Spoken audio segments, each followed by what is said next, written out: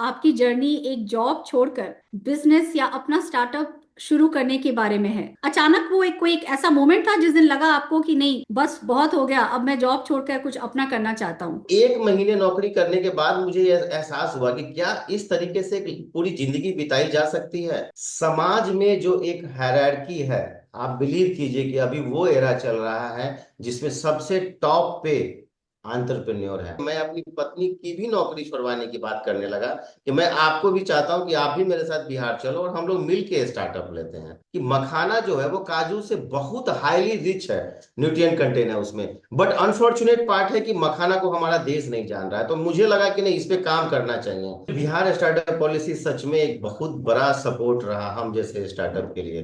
तो ये मैसेज सिर्फ यही है कि ब्रांड के पीछे है कि लोग इस तरीके से सोचे कि इनके पास सब कुछ था, एक एस्टेब्लिश्ड लाइफ जी रहे थे, लेकिन सब छोड़ करके इन्होंने ये डिसीजन लिया कि इनको नौकरी देने वाला बनना है।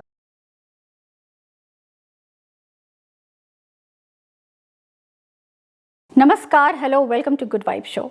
आज हमारे साथ है श्रवण रॉय, जिन्होंने अपनी सिक्योर कॉर्पोरेट जॉब छोड़कर बिहार के ट्रेडिशनल स्नैक मखाना को एक ग्लोबल सुपर फूड ब्रांड बनाने का सपना देखा है।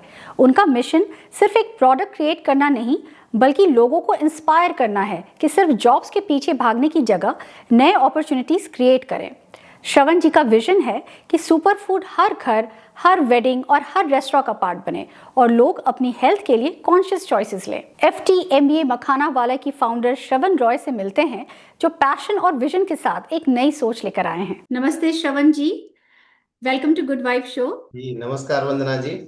बहुत बहुत धन्यवाद आपको कि आपने हम जैसे स्टार्टअप को उस योग्य समझा और अपने चैनल पे बोलने की जगह दी है। और मुझे बड़ा अच्छा लग रहा है कि मेरी बात आज जो विश्व का जो वो कोना है, जो खुद को विश्व गुरु समझता है, वहां तक मेरी बात पहुंचेगी और मैं बता पाऊंगा कि हमारे बिहार के पास बहुत ऐसे एग्रीकल्चर कमोडिटी है जो अपनी पहचान बना सकते हैं उन देशों में एज ए सुपर फूड। जी, मैं भी बहुत एक्साइटेड हूँ आपसे बात करने के लिए।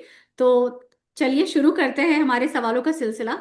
सबसे पहले आप हमें ये बताइए कि आप एक कॉर्पोरेट जॉब में थे और आपकी जर्नी एक जॉब छोड़कर बिजनेस या अपना स्टार्टअप शुरू करने के बारे में है। तो अचानक वो कोई एक ऐसा मोमेंट था जिस दिन लगा आपको कि नहीं, बस बहुत हो गया, अब मैं जॉब छोड़कर कुछ अपना करना चाहता हूँ।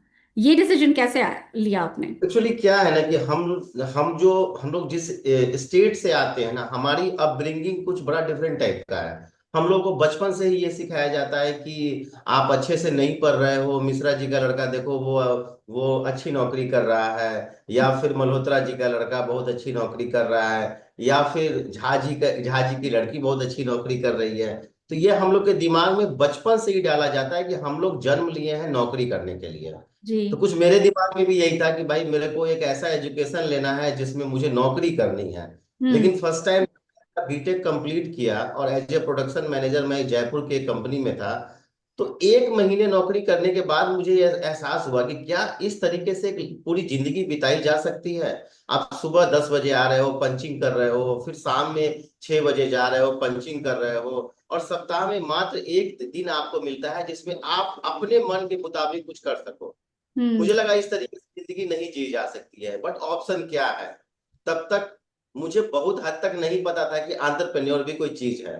फिर फाइनली मेरा सिलेक्शन हो गया एमबीए के लिए, और मैंने एमबीए किया, और एमबीए करने के बाद मुझे पता चला कि एंटरप्रेन्योर भी कोई चीज है और जिसमें आप अपने ड्रीम को अचीव कर सकते हैं। तो श्रवण जी, जब आपने डिसीजन लिया कि अब आपको जॉब छोड़ना है फाइनली और अपना स्टार्टअप करना है, तो आपके परिवार का क्या रिएक्शन था? उनको कैसा लगा ये सुनकर? एक्चुअली ये जो डिसीजन था कि जॉब छोड़ना है, ये हम्म। डिसीजन एकदम से ऐसे नहीं हुआ। ये डिसीजन हुआ कि जब मैं कॉर्पोरेट में जॉब कर रहा था, मेरी लास्ट कंपनी अडानी विल्मर थी, अच्छा। जहां मैं ईस्ट और सेंट्रल यूपी देख रहा था। तो एक्चुअली मुझे लग रहा था कि मुझे मजा नहीं आ रहा था। अच्छी नौकरी थी, अच्छा पैकेज था, लेकिन मुझे वो करने को नहीं मिल रहा था जो करने में मुझे मजा आता। तो हम्म। साथ ही साथ मैंने कुछ काम किया था मखाने के ऊपर में, और एक YouTube पे वीडियो मैंने अपलोड किया था। उस वीडियो को आज 11 लाख व्यू मिलने जा रहा है। अरे उस वाह। वीडियो के थ्रू मेरे पास बहुत सारे कॉल आते थे across the world. Even America से भी मेरे पास एक दो कॉल आए थे। और ये ज्यादातर लोग मेरे से दो तीन सवालें करते करते थे। पहला, प्रोडक्ट क्या है। दूसरा, प्रोडक्ट मुझे ये कंज्यूम करना है। मुझे परचेज करना है, और तीसरा इसका बिजनेस करना है। तो मेरे पास मेरे मोबाइल में लगभग 500 से 600 डेटाबेस तैयार हो गए। ये वो लोग थे जो मखाने पे काम करना चाहते थे। साथ ही साथ क्योंकि मैं सेल्स एंड मार्केटिंग में था, तो मेरे पास एक अच्छा खासा डिस्ट्रीब्यूशन नेटवर्क था। तो जब मैं जिन लोगों के साथ बैठता था उनसे भी मैं मखाने की बात करने लगा। और मैं एक प्रोजेक्ट किया था अपने बीटेक में, जिसको लेके मुझे तमिलनाडु एग्रीकल्चर यूनिवर्सिटी में फर्स्ट प्राइज दिया गया था। तो ये सारी चीजें क्लब करके एक फोर्स क्रिएट की कि नहीं, मुझे एक स्टार्टअप लेना चाहिए और मुझे एक ट्राई करना चाहिए, एक रिस्क लेना चाहिए। हम्म। आपका सवाल का जवाब मैं अब देना चाहता हूं कि जब पहली बार मैंने ये बात अपने परिवार वालों को बोली, तो मेरा परिवार दो हिस्सों में बट गया। एक्चुअली मेरी शादी 2019 के 9 फरवरी को हुई थी, अच्छा। और ये बात मैं जो है अगस्त सितंबर से मैंने ये बात स्टार्ट कर दिया बोलना कि मैं अब जॉब नहीं करूंगा। तो हुआ यूं था कि मेरा परिवार दो हिस्सों में बट गया था। एक बहुत बड़ा हिस्सा था जो इस बात के लिए कतई राजी नहीं था कि मुझे जॉब छोड़ना चाहिए, और एक बहुत छोटा हिस्सा था जिसमें मेरी बड़ी बहन है और हम्म। मेरे जीजा जी हैं। ये लोग मतलब खुद अभी ये एंटरप्रेन्योर है। तो ये मेरे साथ थे।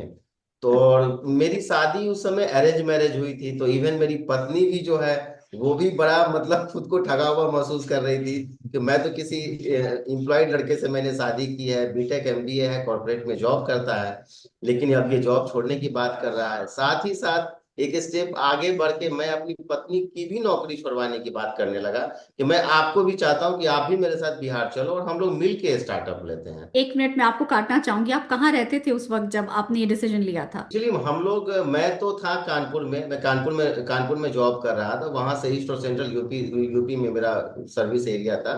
मेरी वाइफ दिल्ली एनसीआर में थी। तो हम लोग ये प्लान किए कि नहीं, अब हम लोग जॉब क्विट करके जाते हैं और घर पे रहेंगे। और हम्म। वहां से हमने अपनी वाइफ को कन्विंस किया कि 2 साल के लिए हम ट्राई करते हैं। हम्म। अगर नहीं कर पाएंगे तो वापस फिर कॉर्पोरेट का जॉब रखा है हम दोनों के लिए, वो तो हम करेंगे ही। और इस तरीके से हम लोग स्टार्टअप लेने का सोचे। तो आपकी वाइफ भी ने भी आपका साथ दिया, क्योंकि अब 2 साल से ज्यादा हो चुका है, तो इसका मतलब आप लोगों ने डिसीजन ले लिया कि एंटरप्रेन्योरशिप को कंटिन्यू करना है। एकदम एकदम अब तो करना ही है। अब तो बहुत कुछ हम लोगों ने मतलब अचीव किया है, तो अब तो हमारा यही करियर है। और हम चाहते हैं कि बिहार एक ऐसा राज्य है जहाँ पे खासकर जो लड़के हैं उनको हमेशा सोसाइटी फोर्स करती है कि आप नौकरी करने के लिए बने हो। और हम्म। हम लोग, आप ये समझिए कि हम लोग वर्ल्ड के 2-3 कंट्री का पॉपुलेशन लेके बैठे हैं। अगर यूरोपियन कंट्रीज की बात करें तो जी। हम सबको नौकरी नहीं मिल सकता है, और एक मिथ है हमारे दिमाग में कि सबको नौकरी मिल सकता है। तो हम में से एक ऐसी कम्युनिटी होनी चाहिए जो बचपन से ही नौकरी देने की बात करे कि मुझे बड़ा होकर के नौकरी देने वाला बनना है। इवन हम लोग जब क्लास में पढ़ते थे तो लोग हम लोगों से पूछते हैं कि बड़ा होकर क्या करना है, तो हम लोग बोलते थे डॉक्टर बनना है, इंजीनियर बनना है, साइंटिस्ट बनना है। हम चाहते हैं कि उसी क्लास से 2% ऐसी कम्युनिटी हो जो बोले कि मुझे बड़ा होकर के लोगों को रोजगार देने वाला बनना है।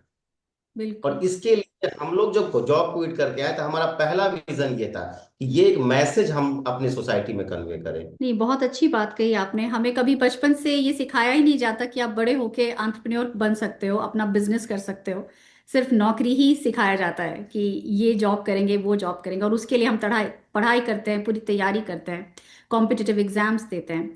बट आपकी सोच बहुत ही रिफ्रेशिंग है, एंड आई होप कि ऐसे सोच वाले और भी लोग आए ताकि समाज में बदलाव आ सके और रोजगार क्रिएट हो सके। तो श्रवण जी, एक बात बहुत इंटरेस्टिंग है कि आप एक फूड टेक्नोलॉजिस्ट हैं, और आपने अपनी कंपनी का नाम FT मखाना वाला रखा है, MBA मखाना वाला।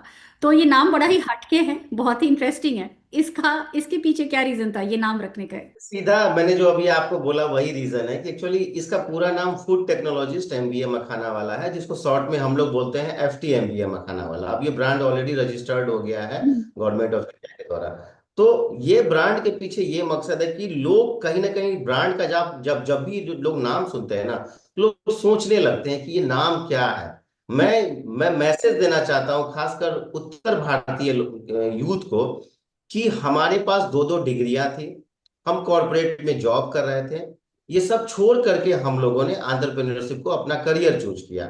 तो हम में से ही एक ऐसी कम्युनिटी होनी चाहिए जो नौकरी देने वाला बने। जी। एक ऐसा यूथ बने जो नौकरी को जो पैदा करे, जो लोगों को एम्प्लॉयमेंट दे। तो ये मैसेज सिर्फ यही है कि ब्रांड के पीछे है, कि लोग इस तरीके से सोचे कि इनके पास सब कुछ था, एक एस्टेब्लिश्ड लाइफ जी रहे थे, लेकिन सब छोड़ करके इन्होंने ये डिसीजन लिया कि इनको नौकरी देने वाला बनना है। Thank you for watching our channel. If you are enjoying the show, don't forget to like and subscribe. Your support keeps the good vibes going. बहुत खूब। आपका ब्रांड एक और वजह से थोड़ा मशहूर है कि आप first GI authorised supplier of Mithila makhana हैं। तो आप इसके बारे में थोड़ा हमारे दर्शकों को बता सकते हैं कि इसका क्या मतलब होता है? देखिए, जीआई जो है ये गवर्नमेंट ऑफ इंडिया का बहुत ही अच्छा इनिशिएटिव है। इसको अगर आसान शब्दों में आप ऐसे समझिए कि एप्पल जो है वो इंडिया के बहुत सारे रीजन में हो रहा है, लेकिन जब मैं आपको ऑफर करूंगा कि आपको एप्पल खाना है, तो आपके दिमाग में सबसे पहले आएगा कि काश मुझे कश्मीर का एप्पल मिले, हम्म। कश्मीर का सेब।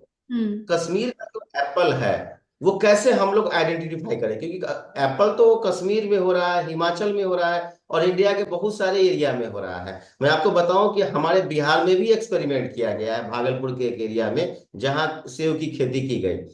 तो एप्पल का एक हर एक एग्रीकल्चर का एक अपना एक आइडेंटिटी हो, वो आइडेंटिटी जीआई देता है कि कोई प्रोडक्ट किसी स्पेसिफिक ज्योग्राफिकल एरिया से आता है। इसके लिए गवर्नमेंट ऑफ इंडिया आपको जो है वो एक सर्टिफाइड करती है, एक सर्टिफिकेट देती है। आज के डेट में अगर मखाना की बात करें तो मखाना जो है वो एक्चुअल में तालाबों का फल है, तालाबों में होता है। मैं जहां बैठा हूं दरभंगा मधुबनी का जो एरिया है, ये एरिया जो है ये तालाबों का शहर है। अगर आप गूगल मैप पे देखेंगे तो यहाँ पे हर आधे किलोमीटर के बाद जो है आपको तालाब दिखेगा। इसीलिए मखाने मखाने का जो इतिहास है वो तालाबों से है। तो दरभंगा से ही मखाने का ओरिजिन है। इसीलिए गवर्नमेंट ऑफ इंडिया ने मिथिला मखाना को जीआई टैग दिया, और हम लोग दरभंगा में हैं और हम इसके फर्स्ट ऑथराइज यूजर बने हैं। तो अगर ये मखाना दूसरे कंट्री में जाता है और उनको अगर मिथिला का मखाना ही खाना है, तो उनको जीआई टैग मखाना हम लोग दे पाते हैं, जिनको उनको एक ऑथेंटिसिटी मिलती है कि हम दरभंगा बिहार का ही मखाना खा रहे हैं। तो जीआई का एक बहुत बड़ा वैल्यू है और गवर्नमेंट ऑफ इंडिया काफी इस पे काम कर रही है। ये तो काफी नई जानकारी थी और बहुत ही यूजफुल जानकारी है। तो क्या मखाना जो है ये बिहार के अलावा भी कहीं उपजाया जाता है इंडिया में? जी जी, मखाना का प्रोडक्शन अभी काफी तेजी से बढ़ रहा है।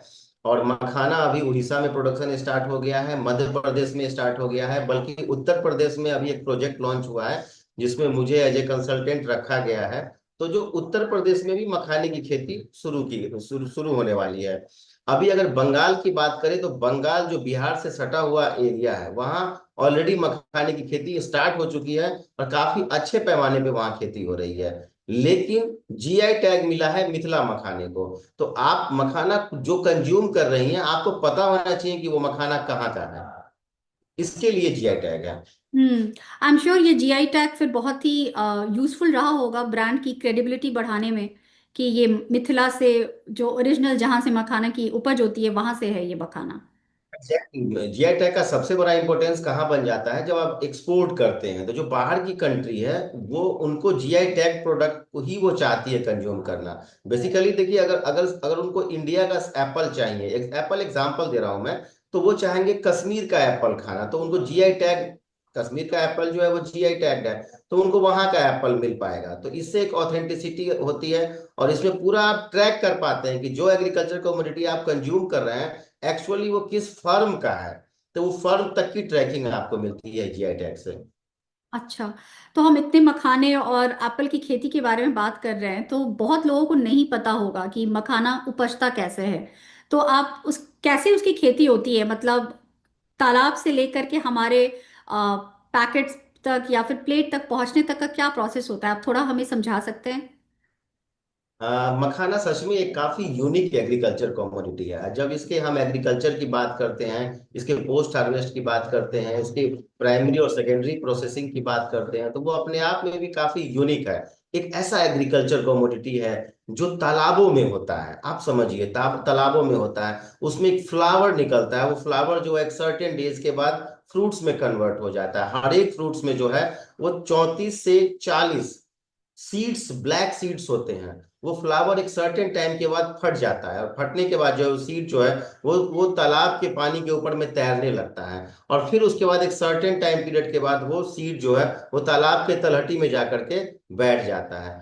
उसको एक खास कम्युनिटी है जिसको मल्लाह बोलते हैं हमारे यहाँ, वो मल्लाह कम्युनिटी जो है उसको मैनुअली तालाब के तलहट में जाकर के उसको कलेक्ट करती है। और कलेक्ट करने के बाद सारे सीड को जो है उसके बाद उसकी क्लीनिंग होती है।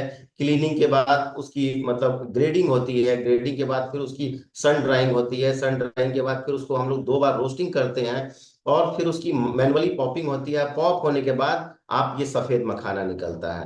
तो ये एक सारा प्रोसेस है जो ज्यादातर मैन पावर पे डिपेंड है। और अभी तक इसका पूरी तरीके से मैकेनाइजेशन नहीं हो रहा है। बट अभी हम लोग काफी लगे हैं मैकेनाइजेशन के लिए, और बहुत जल्द जो है ये पूरा प्रोसेस आप मैकेनाइज देख पाएंगे। बहुत ही यूनिक प्रोसेस है। मैं भी इतना डिटेल में नहीं जानती थी। हालांकि हम लोग तो बचपन से मखाना खाते हुए आए हैं। पर एक और यूनिक बात है आपके ब्रांड की, श्रवण जी की। हम लोग तो सिर्फ मखाना को एज अ स्नैक खाते हैं, नमकीन की तरह, थोड़ा भून लिया थोड़ा तल लिया। पर आपने मखाना डोसा से लेकर के मखाना कुल्फी तक का फ्लेवर बनाकर रखा हुआ है।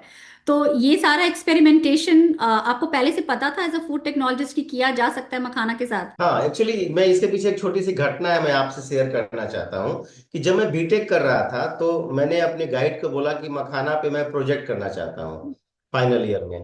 तो वो मेरे गाइड ने बोला कि व्हाट इज मखाना। तो मुझे आश्चर्य लगा कि मखाना को मेरा देश नहीं जान रहा है। तो मैं बोला कि भाई मखाना पे तो काम करना है। मेरे कैंपस में काजू का प्लांट था, तो मुझे उस दिन रियलाइज हुआ कि साउथ स्टेट, दक्षिण भारतीय जो राज्य हैं, वहां अगर आप एक हाथ में मखाना ले लीजिए और दूसरे हाथ में काजू, और रेंडम अगर वहां पे 10 लोगों से अगर आप पूछेंगे कि ये क्या है और ये क्या है, तो 10 में आपको 10 लोग बता देंगे कि आपके हाथ में काजू है, with different language. At the same time 10 में 9 लोग नहीं बता पाएंगे कि आपके दूसरे हाथ में क्या है। इट इज कॉल्ड मखाना। तो इतना बड़ा जो गैप है, अब अगर आप बीइंग अ फूड टेक्नोलॉजिस्ट, मैं देख पा रहा हूं कि मखाना जो है वो काजू से बहुत हाईली रिच है, न्यूट्रिएंट कंटेन है उसमें। बट अनफॉर्चुनेट पार्ट है कि मखाना को हमारा देश नहीं जान रहा है। तो मुझे लगा कि नहीं, इस पे काम करना चाहिए। जब मैं मखाना बिहार से लेकर के और मैं तमिलनाडु गया, मैंने बहुत सारे अपने दोस्तों को, वहां के लोगों को खिलाया। तो उनका रिएक्शन कुछ ऐसा था कि श्रवण, प्रोडक्ट तो अच्छा है, ठीक है, बहुत हेल्दी है, सुपर फूड है, बट खाने में मजा नहीं आ रहा है। तो मुझे लगा कि उस समय मुझे लगा कि भाई इसका क्या उपाय है कि जब तक इनको, अगर हम ये इनको टेस्टी नहीं लगेगा तब तक ये कंज्यूम नहीं करेंगे। क्योंकि हम लोग की जो अपब्रिंगिंग हुई है ना, हम लोग कुछ भी खाते हैं तो उसका जो उस खाने उसको जो नंबरिंग देते हैं, वो नंबरिंग सिर्फ और सिर्फ टेस्ट पे देते हैं। जैसे मैं आपको कुछ ऑफर करूं खाने के लिए, मैं आपसे पूछूं कैसा लगा, तो आपके दिमाग में सिर्फ आता है टेस्ट, आपको नहीं आता है कि कितना हेल्दी था। जी। तो मुझे लगा कि एक हेल्दी प्रोडक्ट है, लेकिन सिर्फ टेस्ट के कारण लोग इसको पसंद नहीं कर रहे हैं। तो इसको क्या किया जाए? तो अगर आप दक्षिण भारतीय हैं, हम आपको मखाना डोसा खिलाएंगे। अगर आप गुजराती हैं, मखाना ढोकला खिलाएंगे। अगर आप पंजाबी हैं तो आपके ट्रेडिशनल डिश में मखाना इनकॉर्पोरेट करेंगे। और अगर आप नॉर्थ इंडियन हैं तो मखाना चाट, मखाना शेक, मखाना कुल्फी, 9 फ्लेवर्ड में फ्लेवर्ड मखाना, मखाना पास्ता, मखाना लड्डू, मखाना कुकीज, ये सारे प्रोडक्ट हम लोगों ने डेवलप किया। और फिर हम लोग अभी तक 50 से 60 बड़े इवेंट किए हैं पूरे इंडिया में, और लोगों को टेस्ट कराया। अब लोग मखाने को बहुत पसंद कर रहे हैं। वो मखाना डोसा बड़े चाव से खा रहे हैं। उनको लग रहा है कि अभी तक जो डोसा वो खा रहे थे वो राइस का खा रहे थे, लेकिन अब वो मखाना डोसा खा रहे हैं। तो अब मखाने का एक ग्लोबल एक्सपोजर हो गया। और मुझे बताते हुए बड़ा प्राउड फील हो रहा है कि अमेरिका में बहुत ऐसे स्टार्टअप अभी नया स्टार्ट हुए हैं जो फ्लेवर्ड मखाना बना रहे हैं। तो ये समझिए कि मखाना अब ग्लोबली एक्सप्लोर हो रहा है। जी, बहुत सही बात कही आपने। लेकिन मुझे अभी भी लगता है कि हमारे इंडिया में भी, बिहार में तो हम सब जानते थे कि मखाना कितना हेल्दी होता है। पर ये एक सुपर फूड है, ये शायद हमें भी बचपन में नहीं पता था कि मखाना एक सुपर फूड है। लेकिन मुझे लगता है कि भी और इंडिया में भी अवेयरनेस की ज़रूरत है। सब लोगों को अच्छे से शायद पता नहीं है। तो इसके लिए शायद आप जैसे ब्रांड हैं जो लोगों को हेल्प कर रहे हैं अवेयरनेस फैलाने में कि ये कितना इंपॉर्टेंट है एज अ सुपर फूड। तो श्रवण जी, मखाना का कोई सीजन होता है क्या, या पूरे साल भर होता है मखाना? देखिए मैम, इसका जो इसका सीजन है, ये नॉर्मली ये अगस्त में हम लोग जो है पॉप मखाना, हम्म। मतलब पॉपिंग करके हम लोग, हार्वेस्टिंग स्टार्ट हो जाती है, पॉपिंग भी पैरेलल स्टार्ट हो जाती है। तो अगस्त से नया मखाना स्टार्ट आना शुरू हो जाता है। और ये पॉपिंग का जो प्रोसेस है वो टिल नवंबर दिसंबर तक चलता है। फिर जनवरी से जो है मतलब कंप्लीट फिर वो एग्रीकल्चर का पार्ट स्टार्ट हो जाता है, और फिर ये अगस्त में हम लोग सीड निकाल करके फिर उसको हम लोग रोस्टिंग करते हैं और पॉपिंग करते हैं। तो इस तरीके से इसका साइकिल चलता है।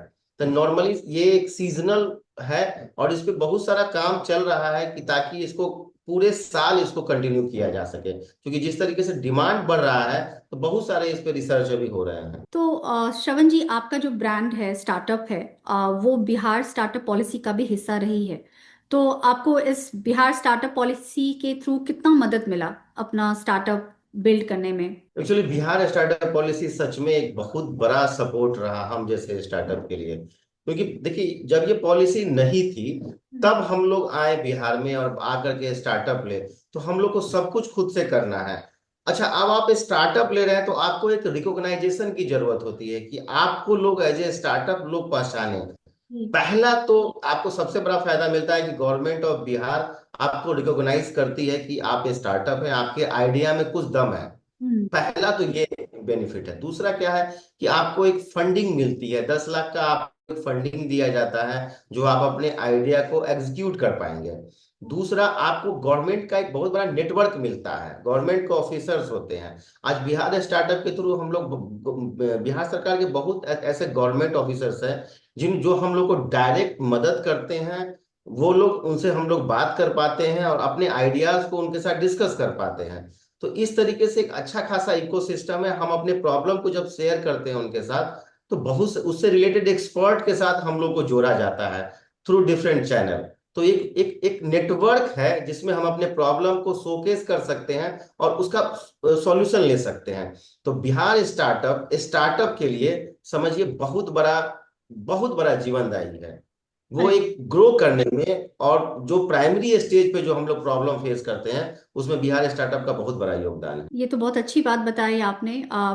कोई एक ऐसा रियल लाइफ एग्जाम्पल आपके दिमाग में है जिससे कि आप बता सकते हो कि ये चैलेंज आया था और स्टार्टअप पॉलिसी के तहत आपको वो समस्या सुलझाने में बहुत मदद मिली, ताकि और भी एंटरप्रेन्योर्स जो बिहार में कुछ करना चाहते होंगे उन्हें भी थोड़ी प्रेरणा मिले, थोड़ी हिम्मत मिले? मेरे साथ तो बहुत सारा ऐसा इंसिडेंट है। मेरा सबसे पहला इंसिडेंट था कि मेरा फ्लेवर्ड मखाना और मखाना कुकीज, ये दो प्रोडक्ट मैं चाह रहा था कि अब एक खास तरह के जो कस्टमर सेगमेंट है उनको मैं टेस्ट कराऊं।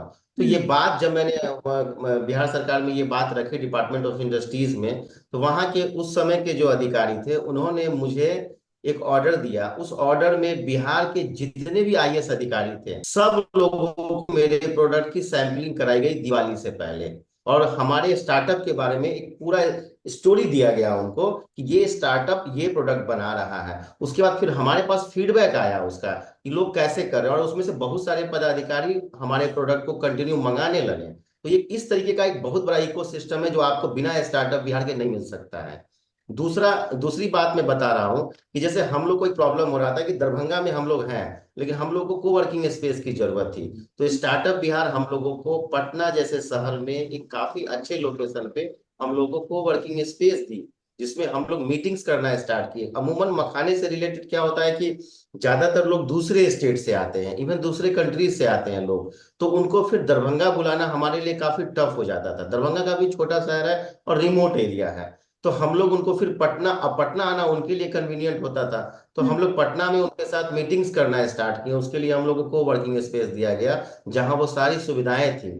तो इस तरीके से बिहार स्टार्टअप बहुत सारे मदद किया। प्लस क्या है कि अगर किसी, सपोज कीजिए कि हम दूसरे स्टेट में कोई शोकेस करना चाहते हैं, कोई एग्जीबिशन में जाना चाहते हैं, उसमें स्टार्टअप बिहार का बहुत बड़ा योगदान था। बिहार सरकार एक्सपोर्ट के को लेकर के काफी एग्रेसिव है, और एक्सपोर्ट के लिए भी हम लोग को काफी हैंड होल्डिंग दी जा रही है। आपको बिहार गवर्नमेंट के डिपार्टमेंट ऑफ इंडस्ट्रीज से भी काफी सपोर्ट मिला है। हाँ, जी, वो किस तरह का सपोर्ट प्रोवाइड करती है?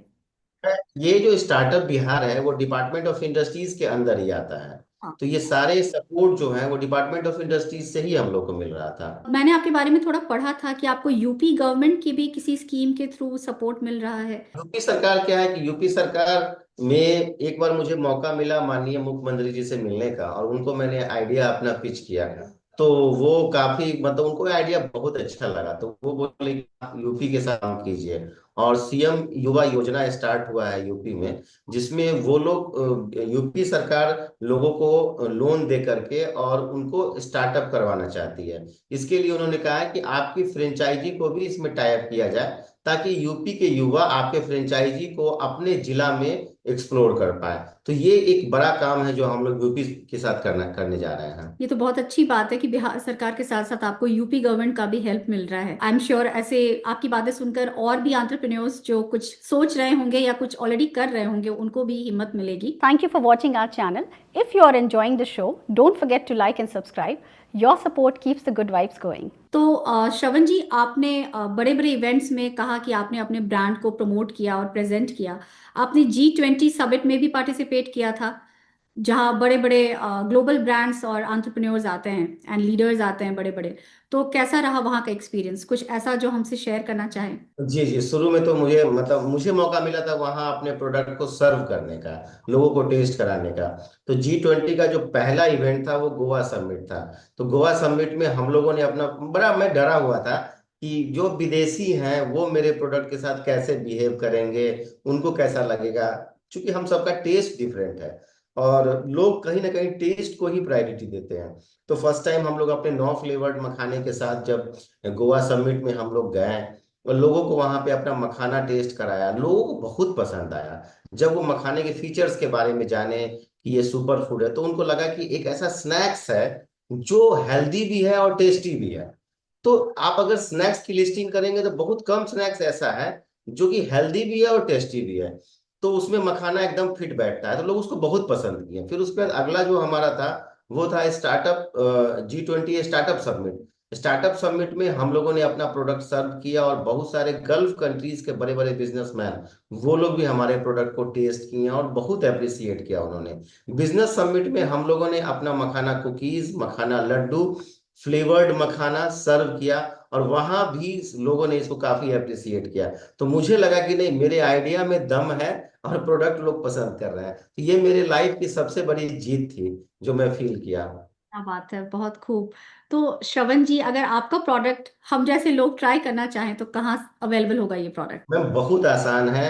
आपको गूगल पे बोलना है या लिखना है MBA मखाना वाला, मेरे सारे लिंक्स आएंगे, मेरी वेबसाइट आएगा, सब जगह नंबर है। आप किसी भी नंबर पे आप व्हाट्सएप से कनेक्ट हो जाइए, आप कनेक्ट होइए, मेरे सारे टीम है वो आपसे कनेक्ट होंगे। और अभी हम लोगों ने इंडिया पोस्ट के साथ टाई अप किया है। ऑलरेडी हम लोग मखाना भेज रहे हैं, खासकर उस कम्युनिटी को भेज रहे हैं जो बिहार यूपी की कम्युनिटी है, जो अपनी इंडियन कम्युनिटी है। और ये लोग ग्रुप में रहते हैं दूसरे कंट्री। अभी हमारा कनाडा माल जा रहा है रेगुलर, ऑस्ट्रेलिया भेज रहा हूँ, ब्राजील भेजा है मैंने, UK अभी हम लोगों ने भेजा है, GI टैग मरचा चूरा भेजा है, कतरनी चूरा भेजा है, मखाना भेजा है। तो नॉट ओनली मखाना, हम लोग बिहार के जितने भी GI प्रोडक्ट हैं, जैसे काला नमक राइस है, ये सारे प्रोडक्ट हम लोग एक्सपोर्ट कर रहे हैं।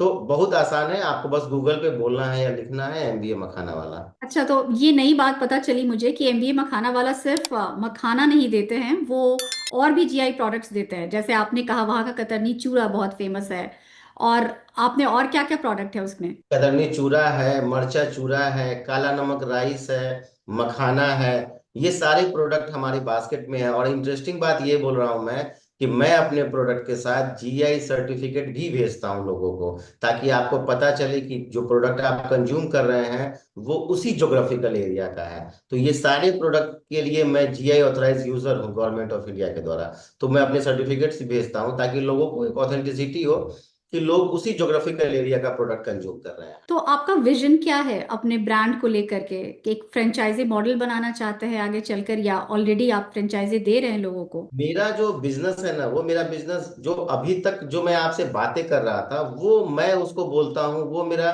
ब्रेड एंड बटर है। एक्चुअली वो सर्वाइवल है मेरा। उसको आप ऐसे समझिए कि जब मैं जॉब क्विट करके आया था तो हमारा पहला टारगेट था कि हम लोग अपना पैकेज अचीव करें। इसके लिए हम लोग बल्क में ये सारे प्रोडक्ट जो है सेल करना स्टार्ट किए। बट ये हमारे स्टार्टअप का पार्ट नहीं है। हम लोग दुनिया को सुपर फूड खिलाना चाहते हैं। आप अगर अभी मन में सोचिए कि ज्यादातर रेस्टोरेंट हमें टेस्ट के साथ जंक फूड सर्व कर रहे हैं। हम एक ऐसा रेस्टोरेंट मॉडल बनाना चाहते हैं जिसमें हम आपको मजबूर करें कि आप टेस्ट के साथ सुपर फूड कंज्यूम करें, और इसका एक फ्रेंचाइजी मॉडल हम लोगों ने डेवलप किया है। और जैसे मैंने आपको बताया कि हम लोग अभी मखाना बेस्ड प्रोडक्ट बनाए हैं, जैसे हम लोगों ने मखाना डोसा, मखाना कुल्फी, मखाना शेक, मखाना चाट, मखाना कुकीज, 9 फ्लेवर्ड में फ्लेवर्ड मखाना, मखाना पास्ता, मखाना लड्डू, ये सारे प्रोडक्ट हम लोग एक रेस्टोरेंट मॉडल में सर्व करना चाहते हैं। बट रेस्टोरेंट से पहले हम लोगों ने इसका एक कैटरिंग का ब्रांड डेवलप किया है। जैसे अमूमन होता क्या है कि जब हम लोग किसी भी शादी में जाते हैं, आप किसी भी सी शादी में या फिर किसी लग्जरी शादी की भी बात कर रहा हूं मैं, आप वहां जाते हैं तो वहां अमूमन 4 ऐसी कम्युनिटी है जो खाना खाने के लिए स्ट्रगल करती है। और जब मैं लोगों को बोलता हूँ, लोगों को आश्चर्य लगता है कि यार इतनी बड़ी शादी में लोग खाना खाने के लिए स्ट्रगल कर रहे हैं। एक पहली कम्युनिटी है जिसको बोलते हैं Jain community, vegan community. India world का सबसे बड़ा पॉपुलेशन लेके बैठा है जैन कम्युनिटी का। और ये जैन लोग जब किसी अच्छी शादी में, किसी भी शादी में जाते हैं तो खाना खाने के लिए स्ट्रगल करते हैं, क्योंकि ये डेयरी प्रोडक्ट भी नहीं खाते हैं। एक दूसरी कम्युनिटी है जिसको बोलते हैं टिपिकल वेजिटेरियन कम्युनिटी। जैसे हमारे घर की माताएं बहनें, ये लोग क्या है ना, ये लोग हर चीज को शक की निगाह से देखते हैं। तो ये कंफ्यूज रहते हैं कि हम शादी में आए हैं, कौन से बर्तन में बना है, कैसा है, नहीं है। एक तीसरी कम्युनिटी है सोफिस्टिकेटेड लोग, वीवीआईपी लोग। ये बहुत चूजी होते हैं, ये कुछ भी नहीं खा लेंगे। ये आपकी शादी में आपके रिक्वेस्ट करने पे डांस भी कर देंगे, बट ये आपका खाना नहीं खाएंगे। एक चौथी कम्युनिटी है जिसको हम इंडिया का अनफॉर्चुनेट पार्ट बोलते हैं, डायबिटिक कम्युनिटी। ये भी स्ट्रगल करते हैं। और मैं आखिरी जोड़ता हूं, मेरी मेरी फेवरेट पांचवी कम्युनिटी है, मेरी 4.5 साल की बेटी, जिसको हम जबरदस्ती उसी शादी में जंक फूड खिलाते हैं। कल्पना कीजिए कि आप अपने जीवन में जो सबसे लग्जरी शादी आपने जो अटेंड की है, आप उसको याद कीजिए। आप याद करेंगे तो आपको दिखेगा कि ये 4 कम्युनिटी वहां खाने के लिए स्ट्रगल कर रही है। उसी शादी में एक छोटा सा स्टॉल लगा है जिसके ऊपर लिखा हुआ है फूड टेक्नोलॉजिस्ट एमबीए मखाना वाला, और वहां मखाने का डोसा मिल रहा है, मखाने की कॉफी मिल रही है, मखाने का लड्डू मिल रहा है, आपको मखाने का फ्लेवर्ड मखाना मिल रहा है, मखाना चाट मिल रहा है, मखाने का पास्ता मिल रहा है। तो आपको, आप इस चारों कम्युनिटी को, और मेरा आखिरी जो पांचवा कम्युनिटी है, आप इसको ऑफर कर सकते हैं कि आप वहां जाके आप इंजॉय कर सकते हैं फूड। और ये लोग इंपावर्ड फील करते हैं, इनको लगता है कि मेरे लिए एक स्टॉल बना हुआ है जो हमारे प्रॉब्लम को समझता है। इस आइडिया को लोग काफी अप्रिसिएट कर रहे हैं। अभी तक हम लोग पटना और दिल्ली एनसीआर में हम लोग बहुत सारे कैटरिंग किए हैं, लोग इस आइडिया को बहुत अप्रिसिएट कर रहे हैं। हम भारत के हर एक सिटी में एक ऐसा ब्रांड बनाने जा रहे हैं, जो ब्रांड कन्याकुमारी में बैठा कोई 25-30 साल का लड़का बड़े प्राउड के साथ अपने कॉलेज में अपने दोस्तों के साथ बोले कि बिहार से एमबीए मखाने वाले को बुला रहा हूं अपनी बहन की शादी में। At the same time Jammu and Kashmir में कोई लड़का बैठा है और वो बोल रहा है कि मैं अपने भाई की शादी में बिहार से एमबीए मखाने वाले को बुला रहा हूँ। ये कैटरिंग इंडस्ट्री में ब्रांड अभी नहीं है सुपर फूड को लेकर के। तो मेरे लिए एक अपॉर्चुनिटी है कि मैं ब्रांड एस्टेब्लिश करूं, और हर एक टीयर 1 सिटीज में आफ्टर 100 कैटरिंग के बाद हम लोग इमीडिएट रेस्टोरेंट ओपन करने जा रहे हैं। सपना ये देखते हैं कि जिस तरह विदेशी रेस्टोरेंट हमारे टीयर 1, टीयर 2 और टीयर 3 सिटीज में टेस्ट के साथ जंक फूड सर्व कर रहा है, इंडिया के टीयर 1 सिटीज के बाद ऑस्ट्रेलिया, कनाडा और अमेरिका के टीयर 1, टीयर 2 और टीयर 3 सिटीज में हम टेस्ट के साथ सुपर फूड सर्व करें। बहुत ही शानदार विजन है आपका श्रवण जी, और मैं चाहूंगी कि ये आपका विजन, सपना जो भी आप देख रहे हैं अपने ब्रांड को लेके, ये सच हो, क्योंकि ऐसे विजन की बहुत जरूरत है, ऐसे लोगों की बहुत जरूरत है जो इतना हिम्मत करके ऐसा कुछ करने की कोशिश कर रहे हैं। क्योंकि सच में आज आप जहां भी जाओ, कहीं सुपर फूड का कोई रेस्टोरेंट में नहीं सर्व होता, कहीं सुपर फूड हम किसी शादी ब्याह में सर्व होते नहीं देखते, दिमाग में हमेशा जंक फूड ही आता है। तो बहुत ही अच्छा लगा आपकी बातें सुनकर श्रवण जी। और आपने क्योंकि एक अपनी अच्छी खासी जॉब छोड़ करके स्टार्टअप शुरू करने का फैसला लिया, तो आई एम श्योर बिहार में या फिर पूरे देश में भी ऐसे युवा होंगे, जो युवा या कोई भी किसी भी एज में लोग सोच रहे होंगे कि कि अब बहुत जॉब कर लिया, अब कुछ अपना करना है। तो आप उनको क्या मैसेज देना चाहेंगे ताकि उनको भी थोड़ी हिम्मत मिले, खास करके बिहार के लोगों को, क्योंकि आपने बिहार के स्टार्टअप पॉलिसी और गवर्नमेंट से भी काफी मदद ली है अपने स्टार्टअप के लिए, तो उनको कुछ मैसेज देना चाहेंगे ताकि उनकी हिम्मत बढ़ सके। मैं बिहार के युवाओं को नहीं बल्कि पूरे देश के युवाओं को ये मैसेज देना चाहता हूं कि देखिए, समाज में जो एक हायरार्की है, आप बिलीव कीजिए कि अभी वो एरा चल रहा है जिसमें सबसे टॉप पे एंटरप्रेन्योर है। अगर हम्म। आप गौर से सोचेंगे तो बिजनेसमैन ही सरकार चला रही है। यानी कि कोई हायरार्की ऐसी नहीं है जो एंटरप्रेन्योर से बड़ी हो। युवाओं को ये कहना मैं चाहता हूं कि आप सोचते हैं कि मैं क्या अलग करूं, क्या नया करूं, क्या ऐसा करूं जो लोग आपको जाने, लोग आपको देखें, जिसके लिए आप स्टंट करते हैं, आप बहुत सारा फालतू काम करते हैं। मेरे शब्दों में, आप अपने एनर्जी को कलेक्ट कीजिए, आइए और लोगों को नौकरी देने वाला बनिए। आइए लोगों की जिंदगी बदलने वाला बनिए। आइए आपके द्वारा लोगों के घर में चूल्हा जले, आपके द्वारा लोगों के बच्चे पढ़ें, आपके द्वारा लोगों को एक अच्छा प्रोडक्ट मिले, एक अच्छा सर्विस मिले। और लास्ट बट नॉट लीस्ट, लोगों को मजबूर कर दीजिए कि आपके जाने के बाद भी लोग आपको नहीं भूलेगा। इससे बड़ा मजा कोई नहीं है लाइफ का। बहुत खूब। बहुत खूब। श्रवण जी, आपने जो बात कही अभी कि लोग अपनी एनर्जी को कहीं और वेस्ट ना करके कुछ अपना काम शुरू करने में अगर स्पेंड करें तो कितने लोगों का भला हो सकता है। पर एक बात मैं आपसे पूछना चाहूंगी कि एंटरप्रेन्योरशिप वर्ड तो बहुत ही ग्लैमरस लगता है कि बहुत अच्छा है किसी को सुनना कि अच्छा वो एंटरप्रेन्योर है या मैं भी जॉब छोड़ के एंटरप्रेन्योर बनूंगी। पर इसमें कुछ रियल लाइफ स्ट्रगल्स भी तो होते होंगे। इतना आसान नहीं है कि कोई भी बसा बसाया जॉब छोड़ के एंटरप्रेन्योरशिप ले ले और लोग अपने साथ साथ लोगों का भी घर चलाए। तो आप अपने एक्सपीरियंस से कुछ ऐसा कोई रॉ बिल्कुल अनफिल्टर्ड अपना कोई स्ट्रगल शेयर करना चाहेंगे ताकि लोगों को ये दिमाग में जाए कि हाँ ये सब प्रॉब्लम्स आएंगी पर ठीक है उसका भी आगे सोल्यूशन होगा। बड़ा ही मतलब मैं एक बड़ा पर्सनल चीज में शेयर कर रहा हूँ कि एक्चुअली मेरी शादी 2019 में 9 फरवरी को हुई। हम्म। और नो अरेंज मैरिज हुई। तो लड़कों का एक एक्सप्रेशन होता है ना कि वो अपनी वाइफ के सामने थोड़ा हीरो बने, मतलब वो ये वीकनेस नहीं दिखे। तो हम्म। मतलब लड़का हमेशा चाहता है कि कुछ हम ऐसा बने कि मतलब मेरी वाइफ थोड़ा हमसे मोटिवेट हो और थोड़ा प्राउड फील करे। मेरे साथ जस्ट उल्टा हुआ था। 2019 में मेरी शादी हुई और अक्टूबर में जॉब क्विट करके मैं आ गया वापस। और मैंने उनका भी नौकरी, मतलब मैंने उनको ही बोला कि भाई मेरे साथ आ पाओ। अब हम लोग जो पहला काम किए वो किए कि हम लोग फंडिंग के लिए घूमना शुरू किए बैंक्स में। जब हम्म। बैंक में घूमे तो हम बाइक पे लेके अपनी वाइफ को दरभंगा के हर एक बैंक में हम विजिट करते थे। भाई साहब मेरा लाइफ का सबसे बड़ा, सबसे ज्यादा अगर पूरे लाइफ में अगर इंसल्ट को हम जोड़े तो वो उस पीरियड में हुआ करता था। Oh my God. ज्यादा बैंकर्स के चपरासी बाहर आते थे, पूछते थे क्या बात है साहब, पूछ रहे हैं क्या बात है। तो हम लोग बोलते थे कि हम लोग लोन के लिए आए हैं, हम लोग स्टार्टअप लेना चाहते हैं। 2 मिनट के बाद वही प्यून बाहर आके बोल रहा है कि साहब बोल रहे हैं कि हम नहीं मिलेंगे। हम्म। फिर हम लोग एक दूसरे को देखते नहीं थे। फिर वापस नीचे उतरे आकर के, फिर बाइक पे बैठे, फिर दूसरे बैंक में गए। दूसरे बैंक में गए, हो सकता है वहां सेम चीज फिर रिपीट हो रही है।